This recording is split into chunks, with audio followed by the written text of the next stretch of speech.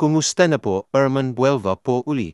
Ano ang malalang sakit? Ang malalang sakit sa English ay chronic disease, chronic illness, at chronic sickness ay isang paglalarawan ng karamdamang pangmatagalan, tuloy-tuloy, palagian, at talamakang antas o kalagayan.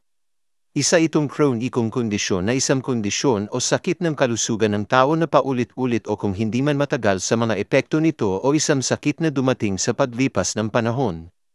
Kadalasan nilalapat ang katawagang kroniko kapag ang kurso ng sakit ay tumagal ng higit sa 3 buwan.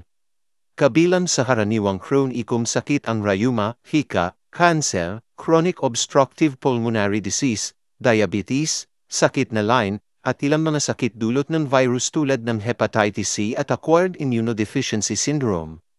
Isang pagkakasakit na habang buhay dahil natatapos sa kamatayan ng isang terminal na pagkakasakit.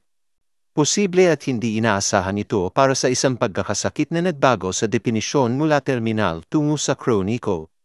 Halimbawa, ang diabetes at HIV na minsan terminal ay tinuturing ngayon kroniko dahil mayroon ng insulin para sa diabetiko at pang-araw-araw na panggamot para sa mga individual na may HIV na pinapahintulot ang mga individual na ito na mabuhay habang napapamahalaan ang mga sintomas.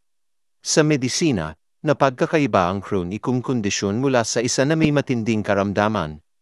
Herman Buelva po uli, God bless po.